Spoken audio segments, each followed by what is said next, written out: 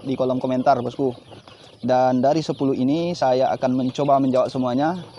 Dan saya ingin langsung aja nih bosku, nggak usah banyak cincong gitu ya, biar bosku bisa paham. Nanti terlalu banyak cincong bosku susah pahamnya, betul nggak bosku?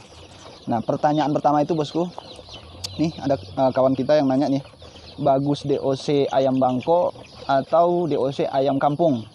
Gini bosku, kalau ayam bangkok jantannya dan betina ayam bangkok betinanya ya, betinanya bangkok, jantannya bangkok. Nah, itu kurang laku di pasar pedaging bosku. Itu lakunya di pasar hobi.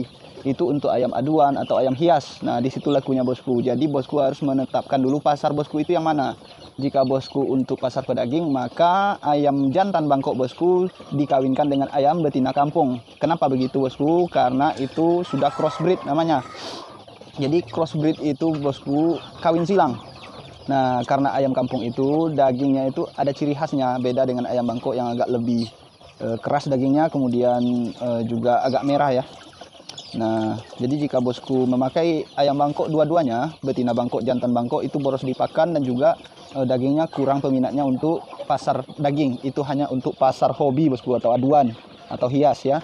Jadi yang baiknya betinanya kampung, jantannya bangkok, itu pertumbuhannya lebih bagus. Dan juga betina ayam kampungnya memiliki produksi telur yang lebih tinggi dari ayam betina bangkok. Ayam betina bangkok cuma 5 butir, ayam kampung biasa itu 13-15 butir. Oke, pertanyaan kedua. Di mana mencari ayam KUB? Nah, untuk mencari ayam KUB itu bosku ada 3 tempat. Yang pertama adalah BPTP ya, yang kedua adalah PT yang berlisensi, yang ketiga adalah breeder rumahan seperti saya. Nah, jadi ada 3 tempat bosku. Yang pertama BPTP, cari di BPTP kabupaten setempat, di tempat daerah tinggal kalian semua. Yang kemudian yang lebih gampang dan lebih banyak ya, ada di PT yang telah berlisensi dari Badan Litbang. Ada 2 PT yang saya tahu, yaitu Sumber Unggas Indonesia dan Putra Perkasa Genetika. Kalian bisa beli di situ. Kemudian kemarin itu ada yang nanya pembuktian untuk ternak 15 ekor omset 10 juta. Dan kemarin ya sudah saya coba buktikan, kasih 10 ekor ya, saya jual, saya kurangin 5 ekor per 5 ekor dan terbukti produksinya 90% ke atas ya. 90% ke atas, dan jika beternak 15 ekor omset 10 juta itu bukan hoax, dan itu bisa kalian buktikan sendiri nanti.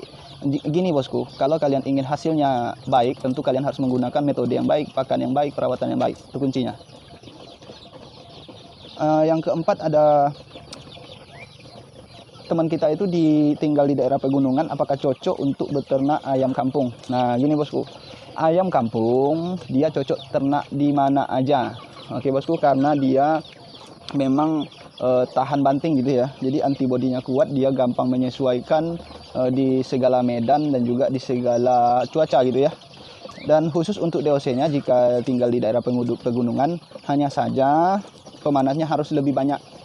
Nah, jika sudah lewat dari 1 bulan, itu metodenya sama, bahkan hasilnya lebih bagus jika di daerah dingin, karena dia tidak head stress nanti, apalagi untuk induk. Sering-sering aja kasih jamu jika punya induk. Nah, itu aja bosku. Kemarin soal kandang saya, ada yang meragukan ya, kandang saya ini untuk fertilitas. Dan kemarin juga saya coba jual beberapa kali, dan hasilnya ternyata orang mau berlangganan dengan saya, dan itu membuktikan fertilitasnya bagus. Oke bosku, itu jawabannya. Kemudian menjual ayam KUB masuk pasar yang mana? Gitu ya bosku ya, apa masuk pasar Joper atau masuk pasar yang mana dia nih? Nah gini bosku, saya jawab.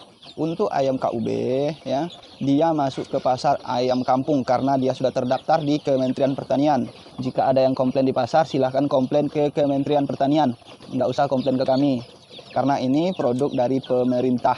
Ini sudah terdaftar, ini bukan ilegal, resmi, sudah tercatat. Jadi pasarnya adalah pasar ayam kampung, karena ini memang ayam kampung, tidak sama seperti Joper. Oke bosku. Apa benar produksi ayam KUB itu 90%? Nah ini hampir sama ya dengan pembuktian ternak 15 ekor tadi. Jadi untuk produksi tinggi itu bosku tentunya membutuhkan perawatan yang ekstra. Jika bosku hanya memberikan dedak ya, itu jangankan 90%, 20% saja itu nggak bisa tercapai gitu. Kemarin ada yang WA saya tuh contohnya, ini contoh ya. Dari 10 ekor cuma bertelur 2 sehari. Yang dia kasih itu pakan racikan sendiri. Nah, kayak gitu bosku. Kalian ingin kualitas yang baik tapi kalian tidak memberikan mutu yang baik. Nah, itu kesalahannya. Jika ingin hasil yang baik, berikanlah yang terbaik. Maka ayam juga akan memberikan yang terbaik. Kemudian perbandingan jantan dan betina yang bagus untuk fertilitas itu berapa? Nah, gini bosku, untuk perbandingan jantan dan betina untuk satu kandang paling bagus itu 1:5. Itu bisa fertilnya di atas 90%, rata-rata 93 sampai 95 tergantung jantan yang kalian pakai. Jika memakai jantan bangkok, cukup 3 sampai 4 ekor saja betinanya karena bangkok dia rendah birahi. Nah, jika bosku menggunakan jantan yang rasnya petelur seperti ayam KUB dan ayam-ayam AKY atau ayam lain misalnya, itu bisa di atas 5 dan paling bagus itu 5 untuk fertilitas 90% ke atas. Tapi kalau bangkok cukup 3 aja atau 4 ya, jangan di atas 5 karena bangkok birahinya rendah. Karena ayam bertubuh besar itu bosku dia birahinya rendah, makanya ayam yang bertubuh besar itu sering dilakukan inseminasi buatan untuk mendapatkan keturunan. Nah, itu alasannya bosku. Makanya saya nggak rekomendasikan untuk memakai jantan bangkok ya. Pakailah jantan yang petelur untuk mendapatkan fertilitas yang tinggi. Kemudian KUB asli itu dari PT apa? Nah, ini KUB asli ini maksudnya apa nih? KUB murni mungkin ya. Jadi KUB itu dari PT yang 2 tadi yang saya bilang, Sumber Unggas dan PT Putra Perkasa. Yang ditanyakan di sini adalah PT gitu ya, bukan produk dari mana gitu ya. Kalau soal produknya, ini adalah produk dari BPTP, dari pemerintah. Nanti kalian search di Google, cari di Google apa itu ayam KUB. Kalian bisa baca.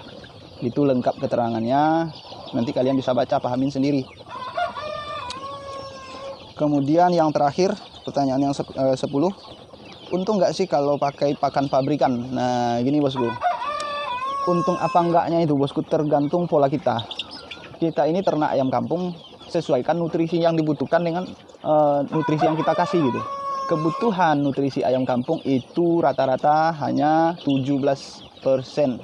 Jangan diberikan pakan yang di atas 20%. Kalau pakan yang di atas 20% otomatis mahal. Dan perkembangannya tidak jauh berbeda dengan pakan yang 17% proteinnya. Makanya kalian rugi bosku. Nah, itu yang pertama. Perhatikan nutrisi yang diberikan. Karena untuk energi ayam kampung ada 16-17% itu sudah cukup. Nah, oke. Kemudian yang keduanya, alasannya adalah kalian harus punya induk. Ini sudah sering kali saya sampaikan, harus punya induk. Karena dengan punya induk kita menurunkan kos atau biaya yang dikeluarkan untuk membeli DOC. Beli DOC-nya aja 1 box itu sudah jutaan, belum lagi ongkos kirim. Nah, gitu kira-kira bosku. Oke, dari 10 pertanyaan ini mungkin ada pertanyaan kalian di sini. Saya nggak bisa sebutkan namanya. Mudah-mudahan ini bermanfaat ya. Jangan lupa like dan subscribe. Bagikan ke siapa saja yang membutuhkan. Assalamualaikum warahmatullahi wabarakatuh.